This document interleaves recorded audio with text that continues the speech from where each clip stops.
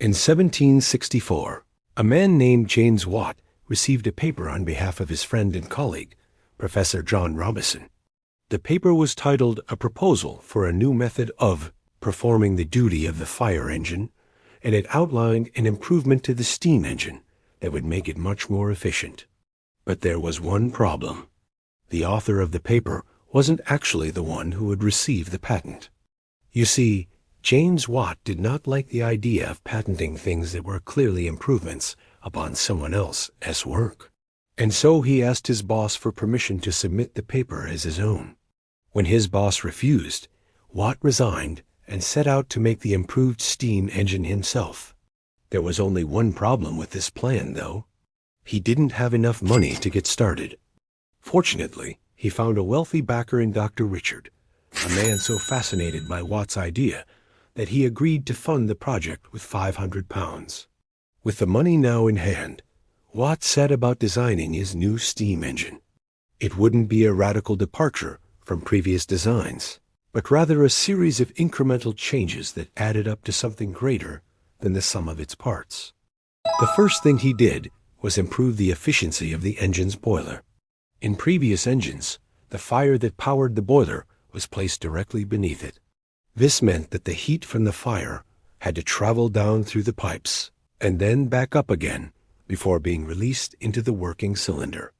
By placing the fire to one side of the boiler and adding a series of tubes to carry the heated water to the working cylinder, Watt reduced the amount of heat lost to the environment and increased the amount of pressure available to drive the engine. He then turned his attention to the engine's cylinder. Here, he made two key changes. First, he increased the ratio between the diameter of the piston and the length of the stroke, which meant that for the same amount of heat input, the piston could travel further with each movement. Second, he introduced a single valve that could open and close more quickly than the slide valve used in previous engines. This meant that more steam could be released into the cylinder, increasing the pressure and driving the piston further still. Finally, Watt made a number of changes to the engine's motion platform, or what we today call the crankshaft. Previous engines had used a connecting rod and a slider crank mechanism, which was not only inefficient, but also prone to wear and tear. Watt replaced this with a single rocking beam that pivoted on a central shaft. This not only simplified the engine's design, but also reduced the amount of friction, allowing it to operate more efficiently. In all, these changes may seem small, but they added up to a steam engine that was 3 times more efficient than those previously available.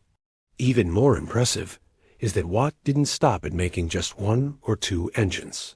He went on to build dozens of them, all of which were meticulously tested and analyzed to find ways to make them even better. His efforts paid off in a big way. One of his engines built for the mining industry was able to pump 25% more water per hour than the previous engines, while consuming 50% less coal. No wonder, then, that Watt's engines quickly became in demand around the world. But for all the good that Watt's engines did, it's important to remember that he didn't invent the steam engine. Rather, he made a series of small but significant improvements that made it more efficient and useful. As such, it's perhaps more appropriate to call him the father of the Industrial Revolution rather than its inventor.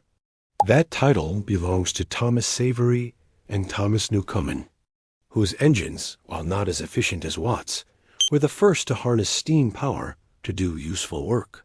So there you have it, the story of how James Watt improved the steam engine and ushered in the age of industrialization. If you enjoyed this video, be sure to check out our other videos on the Industrial Revolution. Thanks for watching.